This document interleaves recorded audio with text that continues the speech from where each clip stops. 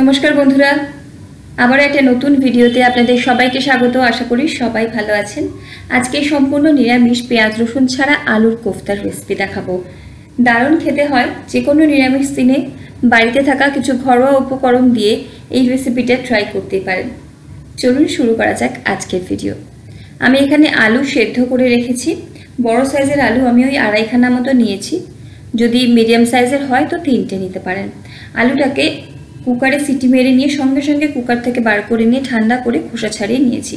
একটা গ্রেটার দিয়ে আলুটাকে গ্রেট করে নিচ্ছি, তাহলে মাখাটা অনেক বেশি মসৃণ হয়। চাইলে হাত দিয়েও মেখে নিতে পারেন।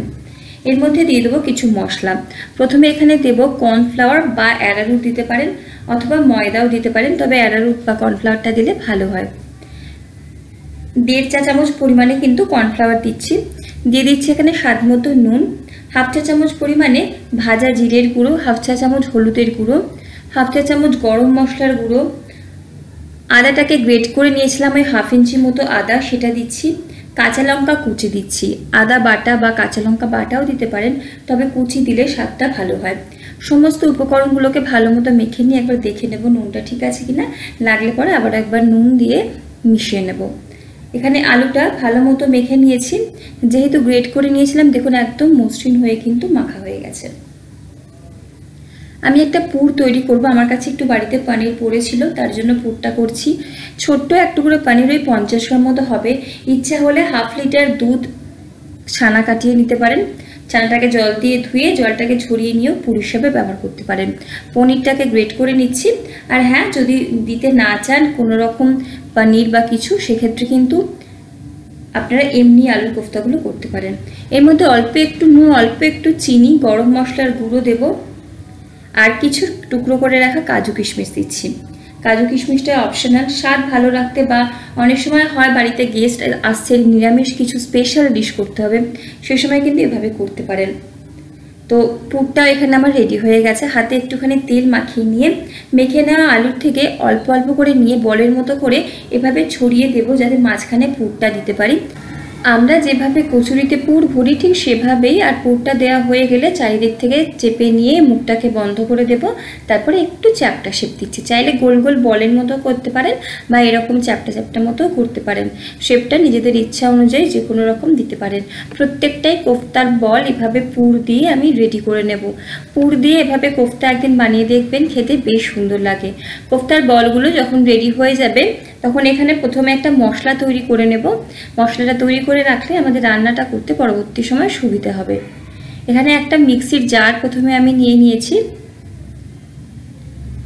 এর মধ্যে দেব 2 থেকে 3টে কাঁচা লঙ্কা। ঝালটা নিজেদের স্বাদ অনুযায়ী দেবেন। একটা বড় সাইজের টমেটো টুকরো করে নিয়েছি, আর 1/2 ইঞ্চি মতো আদার টুকরো করে নিয়েছি ছোট ছোট, সেটা দিচ্ছি। এখানে কাজু এখানে ভাঙা কাজু আছে, ধরুন ওই 1 টেবিল চামচ মতো রয়েছে।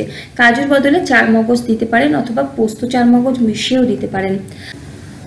পনিরের যে পুরটা করেছিলাম সেটা একটু বেঁচে গেছিলো, সেটাও এখানে দিয়ে দিচ্ছি। এতে গ্রেভির স্বাদটা ভালো হয়। অল্প একটু জল দিয়ে একটা পেস্ট এখানে তৈরি করে রেখে দেবো। অন্য একটা বাটিতে নিয়ে নেব গুঁড়ো মশলা।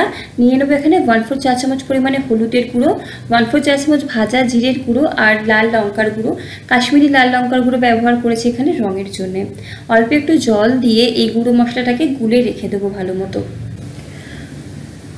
এবারে কড়াইতে নিয়ে নেব পর্যাপ্ত পরিমাণে সাদা তেল। আমি অল্প তেলে ভাজবো, আপনারা চাইলে ডুবো তেলে ভাজতে পারেন।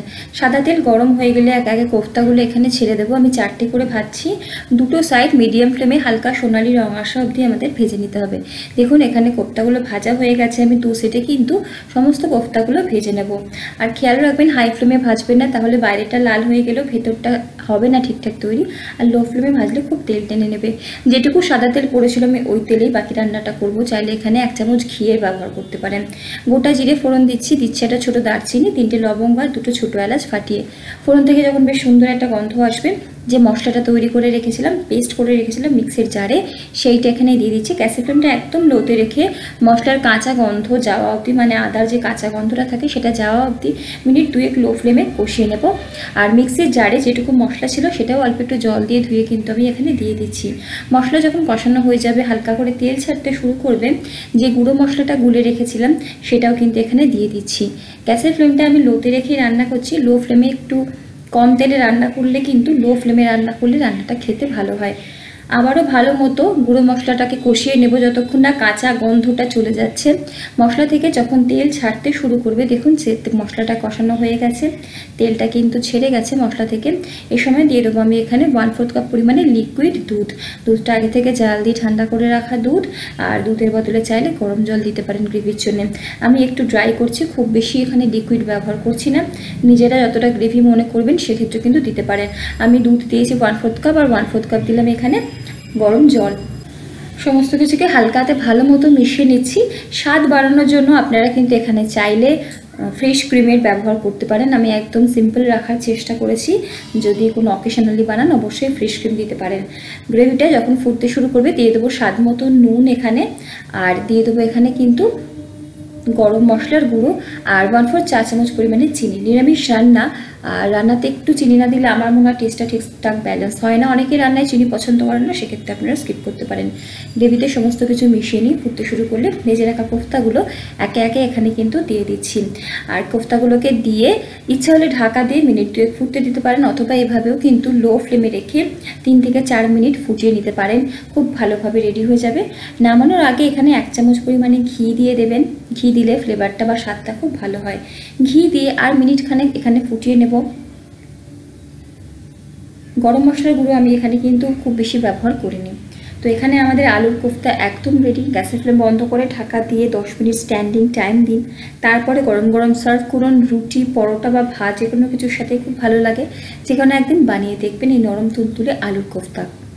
আজ এই অবধি, দেখা হচ্ছে পরের ভিডিওতে। ভালো লাগলে সাবস্ক্রাইব করে শেয়ার আর লাইক কমেন্ট করে পাশে থাকবেন। আপনারা সকলে ভালো থাকুন, সুস্থ থাকুন এবং হাসি খুশি থাকুন। ধন্যবাদ।